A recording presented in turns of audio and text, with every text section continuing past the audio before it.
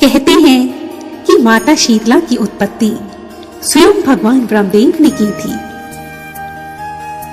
एक समय की बात है, शीतला माता के मन में यह विचार आया कि चलो क्यों न आज पृथ्वी पर जाकर यह देखा जाए कि कौन कौन मनुष्य वहां मेरी पूजा करता है तथा किस स्थान पर मेरा मंदिर स्थापित है। यह विचार आते ही माता शीतला पृथ्वी भ्रमण के लिए निकल पड़ी और भ्रमण करते करते जा पहुंची राजस्थान के डुंगरी नामक गांव में। माता पूरा दिन उस गांव का भ्रमण करती रही, परंतु माता को कहीं भी अपना कोई मंदिर दिखाई नहीं दिया और ना ही माता ने किसी मनुष्य को उस गांव में अपनी पूजा अर्चना करते हुए देखा।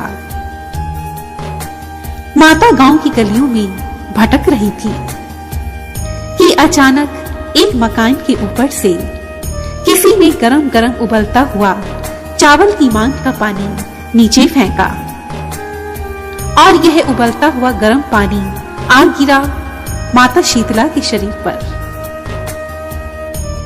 अब तो माता के पूरे शरीर में फफोले और छाले पड़ गए।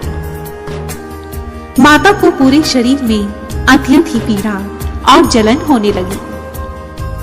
मारी जलन की शीतला माता इधर उधर भागने लगी और जोर जोर से चिल्लाने लगी, हाय मैं जल गई, हाय मैं जल गई, मेरी मदद करो, कोई तो मेरी मदद करो, मुझे बचाओ। परंतु कोई भी वहां शीतला माता की मदद के लिए नहीं आया। वहीं पास में एक कुम्हारिन अपने घर के बाहर बैठी हुई थी। उस कुम्हारिन से माता की यह पीड़ा देखी नहीं गई। वह कुम्हारिन माता के पास गई और बोलने लगी, माँ आप यहाँ बैठो, मैं आपके शरीर के ऊपर ठंडा पानी डालती हूँ। और ऐसा कहकर उस कुम्हारिन ने माता के शरीर के ऊपर खूब सारा ठंडा पानी डाला। माता को जब ठंडे पानी से थोड़ी राहत हुई तो वह कुम्हारिन बोली, माँ मेरे घर में रात की बनी हुई थोड़ी राबड़ी और थोड़ी दही रखी है, इसे खाने से तुम्हारे शरीर को ठंडक महसूस होगी।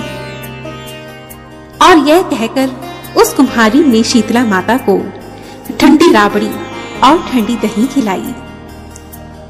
अब उस कुम्हारिन ने कहा, माँ तुम्हारे सिर के सारे बाल बिखरे हुए हैं, मैं आपके बालों को संवार देती हूँ।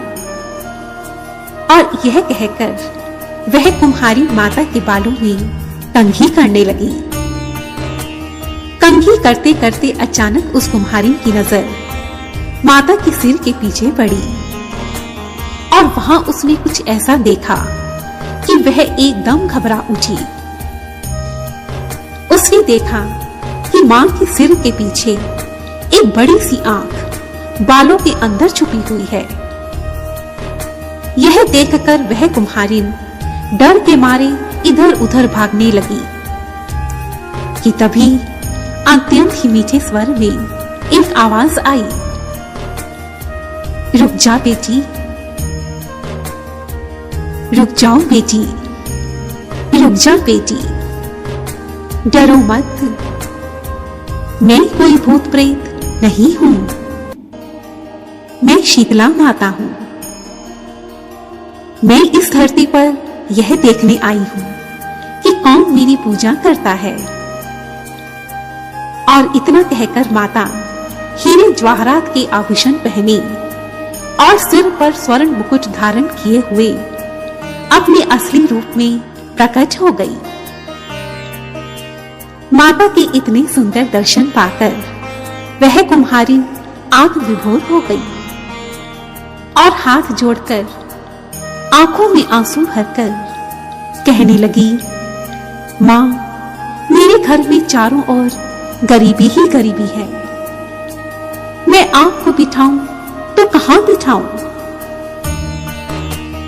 मां, मुझ गरीब के घर में आग को बिछाने के लिए कोई आसन नहीं है। मैं क्या करूं?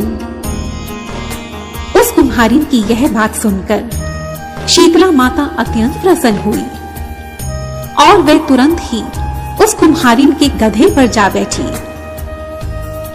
माता ने एक हाथ में झाड़ू और दूसरे हाथ में डलिया लिया। उस झाड़ू से मां ने उस कुम्हारिन के घर की गरीबी को झाड़कर और उसे डलिया में भरकर घर से बाहर फेंक दिया। अब शीतला माता बड़े प्रेम से बोली, बेटी, मैं तेरी सच्ची भक्ति से अत्यंत प्रसन्न हूं। बता, तुझे क्या वर चाहिए?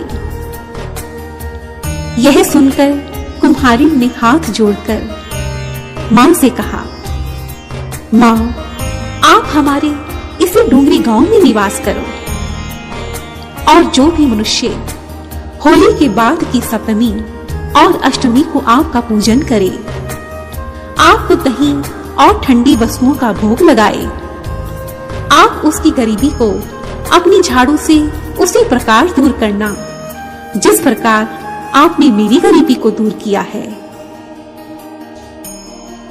आपकी पूजा करने वाली नारी को अखंड सौभाग्यवती का आशीर्वाद देना। साथ ही जो पुरुष शीतला अष्टमी के दिन नाई से बाल ना कटवाए, धोबी को कपड़े धुलने ना दे और आंख पर ठंडा जल चढ़ाकर तथा नारियल और फूल चढ़ाकर परिवार के साथ ठंडा भोजन करे, उसके व्यापार में आप सदा तरक्की देना। यह सुनकर उस दयामयी अम्बे ने कहा, तथा अस्तु। मेरी बेटी, ऐसा ही होगा। मैं तुझे वर प्रदान करती हूँ कि मेरी पूजा का मुख्य अधिकार इस धरती पर केवल कुम्हार जाति का ही होगा। उस कुम्हारिन को यह वर देकर शीतला माता वहां से अदृश्य हो गई और उसी दिन से शीतला माता उस डूंगरी गांव में स्थापित हो गई और उस गांव का नाम पड़ा शील की डूंगरी। शील की डूंगरी में माता का मुख्य मंदिर स्थापित है। शीतला सप्तमी के दिन इस गांव में एक विशाल मेले का आयोजन होता है। दूर दूर से भक्त लोग यहाँ मां के दर्शन के लिए आते हैं और अपनी मनोकामनाओं को पूर्ण करते हैं। शीतला माता की इस कथा का श्रवण करने मात्र से ही घर की गरीबी दूर होती है और सभी मनोकामनाएं पूर्ण होती हैं। जय शीतला माता। बोलो माता की जय। अंत में मैं ज्योति गोयनका आप सभी दर्शकों का धन्यवाद करती हूँ और आप सबसे यह निवेदन करती हूँ कि शीतला अष्टमी के दिन माता की यथाविधि पूजा करें और इस कथा का श्रवण करें। ऐसा करने से मां आपकी सभी मनोकामनाओं को अवश्य ही पूर्ण करेंगी, ऐसा मुझे पूरा विश्वास है। धन्यवाद। जय शीतला माता।